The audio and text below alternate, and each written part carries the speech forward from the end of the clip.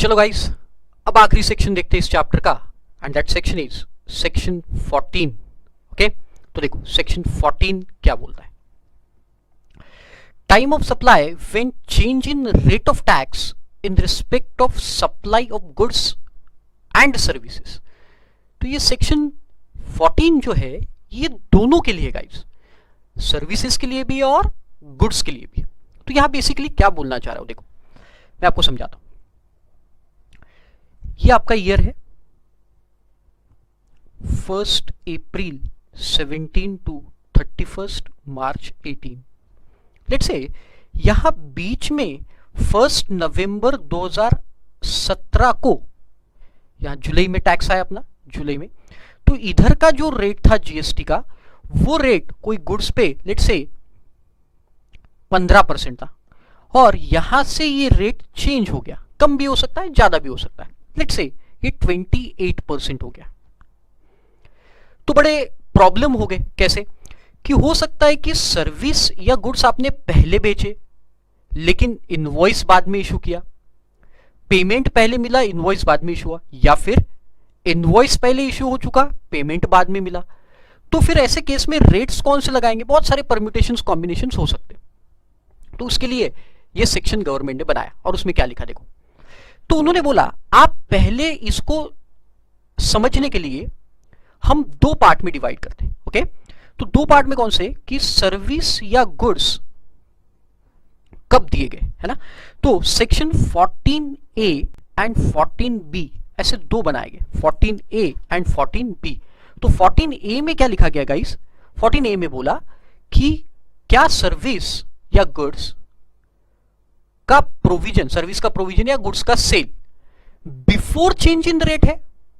मतलब क्या गुड्स 1/11/2017 के पहले बेचे गए, देखो वहां पे लिखा है supplied before change in rate of tax.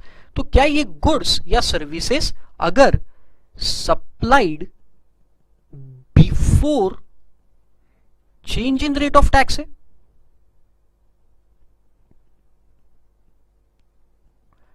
मतलब हमारे एग्जाम्पल में दैट इज बिफोर कब, 1 नवंबर 2017 के पहले है, या फिर सप्लाइड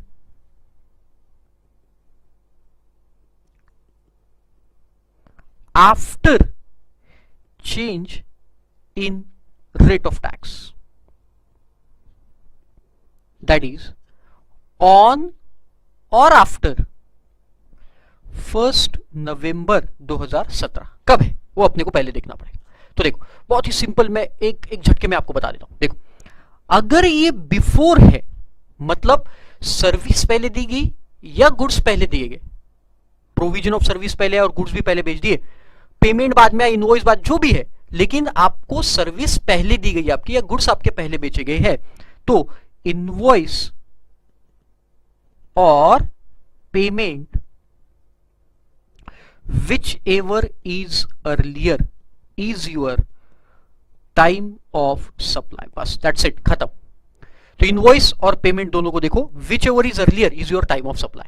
तो हो सकता है देखो 1 नवंबर के बाद मतलब आपको 10 जुलाई को आपको कोई सर्विस दी गई, ठीक है, आपको पेमेंट यहां पे मिला अगस्त महीने में, और सर्विस इनवॉइस आपने यहां इशू किया, तो whichever is earlier मतलब क्या हो जाएगा आपका टाइम ऑफ सप्लाई अगस्त। उल्टा ले लेते, अगर आपका पेमेंट यहां मिला और इनवॉइस आपने यहां इशू किया तो पेमेंट की डेट, और इनवॉइस यहां इशू किया और पेमेंट यहां मिला तो ये वाली डेट, whichever is earlier। दोनों पहले तो कोई बात ही नहीं, और अगर दोनों बाद में तो भी इनमें से whichever is earlier। Getting the point. तो अगर ऐसा केस है अगस्त और यहां पे मान के चलो दिसंबर, तो फिर कौन सा टीओएस माना जाएगा आपका अगस्त मंथ, मतलब रेट कितना परसेंट से लगेगा बेटा, 15% से। तो whichever is earlier, इनवॉइस और पेमेंट whichever is earlier, बस दैट्स इट। अगर सर्विस पहले दी गई तो राइट।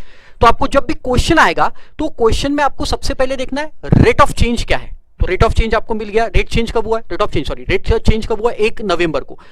1 नवंबर के पहले सर्विस दी गई है और गुड्स दिए गए, या 1 नवंबर के बाद दिए गए। अगर वो पहले दिए गए आपको तो फिर बात ही खत्म हो गई, whichever is earlier। अरे समझ गए आपको? अगर ये सर्विस या गुड्स 1 नवंबर मतलब चेंज रेट जब चेंज हुआ उसके बाद दिए गए हैं, तो फिर क्या होगा? देखो, तो फिर क्या होगा? अगर दोनों पहले है, मतलब इनवॉइस भी पहले है और पेमेंट भी पहले है, लेकिन सर्विस बाद में है या गुड्स बाद में, तो फिर विच एवर इज अर्लियर। अगर दोनों बाद में, इनवॉइस भी बाद में और पेमेंट भी बाद में, तो भी विच एवर इज अर्लियर। लेकिन एक पहले एक बाद में, मतलब इनवॉइस पहले है और पेमेंट बाद में है, या फिर पेमेंट पहले और इनवॉइस बाद में है, तो उन केस में दिया जाएगा whichever is later. Okay, simple, समझ में आ गया? चलो वापस एक बार रिकॉल करता हूं। सबसे पहले आपको देखना है change in rate of tax. ध्यान से सुनो, अब last point, change in rate of tax देखना है। वो change in rate of tax देखने के बाद आपको डिसाइड करना है क्या सर्विस या गुड्स पहले दिए गए। अपन सर्विस की बात करें, क्या सर्विस पहले दी गई, सप्लाई ऑफ सर्विस पहले, यस, तो सीधा सीधा इनवॉइस और payment whichever is earlier. क्या सर्विस बाद में है, यस, तो देखो क्या इनवॉइस और पेमेंट दोनों पहले है, विच एवर इज अर्लियर। दोनों बाद में है, विच एवर इज अर्लियर। एक पहले एक बाद में, मतलब इनवॉइस पहले पेमेंट बाद में, या पेमेंट पहले इनवॉइस बाद में, whichever is later is your time of supply. आया समझ में? तो अगर बाद में है और एक पहले एक बाद में, तो whichever is later, otherwise whichever is earlier. Simple. चलो एक एग्जांपल देखते हैं, देखो, determine the time of supply and rate of tax. देखो दोनों देखना है अपने को, रेट ऑफ टैक्स भी निकालना है और टाइम ऑफ सप्लाई भी निकालना है। In the following cases, assume the GST rate is 18% while on और आफ्टर 1st of June ये 12% हो गया, कम हो गया 1st of June से। तो देखो आपका change in rate of tax का डेट क्या है बेटा, 1 जून। अब आपको प्रोविजन वाला कॉलम देखना पड़ेगा। देखो प्रोविजन सर्विस का ये कॉलम इंपॉर्टेंट है आपके लिए। तो सबसे पहले आप देखो प्रोविजन कब हुआ है बेटा, 1 अप्रैल, मतलब ये चेंज इन रेट से पहले है, तो simple which ever is earlier. तो देखो इनवॉइस और payment whichever is earlier, क्या अर्लियर है बेटा आपका, 12/4, टाइम ऑफ सप्लाई 12/4। उस दिन रेट ऑफ टैक्स कितना था, 18% आ गया। दूसरा 31/5 पहले है या बाद में, पहले मतलब 14A में फंसेगा, ये भी केस, ऊपर वाला भी 14A में था, ये भी 14A में आ गया। विच एवर इज अर्लियर, तो क्या अर्लियर है, देखो 14/6 अर्लियर है या 24/6, 14/6 पॉइंट ऑफ टैक्सेशन। रेट कितना, लेकिन 1 जून के बाद रेट 12% हो गया। ओके, फिर तीसरा 30/5 अगेन 14A में, whichever is earlier, right, देखो अर्लियर 13/6, 31/5, 31/5 क्या आएगा, 31 18%, 1 जून को रेट चेंज हो गया था।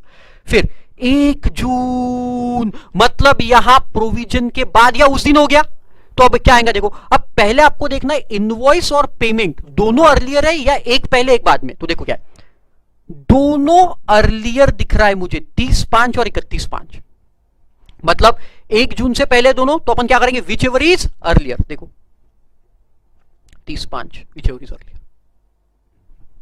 9/6 बाद में। अब देखो यहां एक पहले एक बाद में, इनवॉइस पहले है और पेमेंट बाद में, मतलब रिसिप्ट ऑफ पेमेंट बाद में, तो अपन क्या पकड़ेंगे, whichever is later. Later क्या है, देखो 10 जून 12%,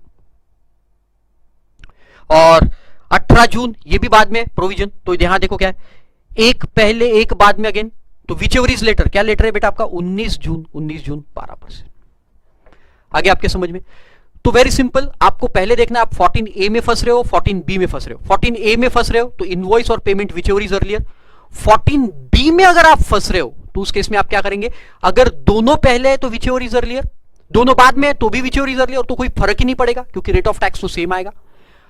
अगर एक पहले एक बाद में, मतलब इनवॉइस पहले या पेमेंट बाद में, या फिर पेमेंट पहले इनवॉइस बाद में, उस केस में पकड़ेंगे whichever is earlier. Okay, चलो तो वही वहां पे सब लिखा हुआ है, देख लो आप। देखो सप्लाइड बिफोर चेंज तो 14A है, after change in invoice or issued payment and payment received, the date of invoice और payment whichever is earlier. Invoice before change but payment received after change, उससे भी कोई फर्क नहीं पड़ता, which ever is earlier है उस case में, इनवॉइस और payment whichever is earlier. Date of invoice देखो, इनवॉइस अर्लियर है आपका, और पेमेंट रिसीव्ड बिफोर, पेमेंट पहले मिला और इनवॉइस बाद में, तो whichever is earlier, again कौन सी डेट, पेमेंट की डेट। आ गया समझ में? फिर सप्लाइड आफ्टर चेंज, इसमें मैंने क्या बताया आपको, सप्लाइड आफ्टर चेंज है तो फटाफट बताओ, अगर एक पहले एक बाद में है तो विच एवर इज लेटर, तो और अगर दोनों पहले तो अर्लियर और दोनों बाद में तो भी अर्लियर, भाई वहां पे दिया हुआ है, देख लो आप।